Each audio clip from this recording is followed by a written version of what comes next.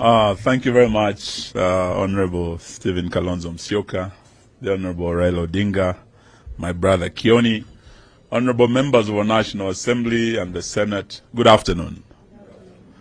The danger of coming late is that you might either be irrelevant or you might be repeating what has already been said. So I don't want to say much, and just to give my apologies for arriving late. We had a very tragic accident just a few hours ago, in the last 24 hours. And our executive director of the Democratic Action Party of Kenya, one Colonel Benjamin Mwema, passed away. And we had just been with him. He was with us in the Azimio rallies. And he was driving home. And on Thika Road, there was an accident. So they were just doing the postmortem. The burial is tomorrow. That is why I was late. I should have been here much earlier. Actually, the gentleman comes from Machakos County. Many of you know him. So that is why we were delayed. And I just wanted to say one or two things. As you resume, because we know that after this retreat, you'll be going to Parliament, there are a few things that are coming before you. For me, there is one that is a matter of great concern, and I really wanted you to look at it. It concerns devolution. It concerns our counties. And I think there will be a petition for additional counties. That petition is targeting certain counties, and I believe the Honorable William Ruto is fully behind that petition. It's targeting to divide the county of Trans Nzoia, the county of Bungoma, to create Mount Elgon County. It's also targeting Busia County to create Teso County. It's also targeting Migori County to create a new Kuria County. They are all within their rights to bring these petitions. But the real issue that is on the ground now, coming from this part of Kenya, where the three counties are likely to be created, you can feel already this driving a wedge between communities.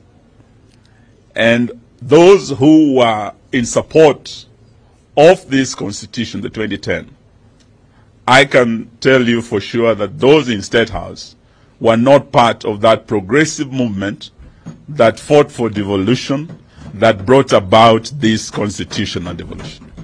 There are those who oppose that are there, and they do not have the interest of devolution at heart. They do not, or they are not doing this to advance the objects of devolution under Article 174. They are doing it for political expediency. When you look at the 47 counties and the results, our candidate Raila Odinga won the majority counties. Over 24 counties went blue. William Ruto won, I think, were they 21 or so? But he's trying to see how to create additional counties for 2027 purposes. And the three, I'm sure he is, of course, persuading the minority communities that he will protect them. And if we make that mistake, we would have opened the Pandora's box when we create ethnic-based counties. Where will you stop? Because beyond those communities, there will be now a demand by clans, there will be a demand by many of the marginalized. It cannot be good for our national cohesion. Please apply your minds to that. And if he's saying already they are unable to actually pay the 47 counties that are here, they have been unable. From October, counties have not received their money. Gachagua is saying they have no money to give the 47 counties. Ati hata wakimchapa matako yake hakuna pesa itatoka. Yes, so I'm told there's a likely impeachment. Sasa, I just wanted to leave that with you so that you see how to drive that agenda to defend devolution, so that if there's anything, we should be looking at additional resources going to those counties, so that we build democracy from the grassroots, and we turn our counties into engine of socioeconomic transformation of our country. If we are talking, if they really believe in bottom-up, devolution is the real bottom-up, and that is where the focus should be. Sitaki niseme mengi kuliko hapo. I just want to wish you well, but to also tell you that what is happening now reminds us of the dark Kanu days. We went to a function in Kibra. By the time we were leaving that rally, because some of us have been seen very committed on this side, we have been targeted. You've heard about what happened to my brother Matiang'i last night, and Baba, we must really thank you for being there for him. In fact, I want, after we finish, I want you to know my house in case it happens to me also, please.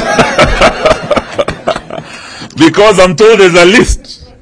Those of us who are ministers in Uhuru's government, who are close to Uhuru, they are not just targeting Uhuru, they are targeting us as well. Maybe you might not know this, Baba, but having been a defense minister, I had about 4 security officers. 3 were with the drone. But the day I was seen in Kibra, the next day, the only remaining police officer assigned to me was also with the drone. As we speak, there is the attempt to intimidate. You are the voices of the people. If you don't speak out, the dark days are upon us. In fact, what we are seeing is like, those of you who are students of European history, are like the days of the reign of terror by the Jacobins. So what we have in Kenya today, if you don't come out to fight this illegitimate regime, the reign of terror by the Kenya Kwanza Jacobins is upon us. Please, fight for the people. Asanteni na Mungu awabariki. May I now have the pleasure of inviting the People's President, Jacob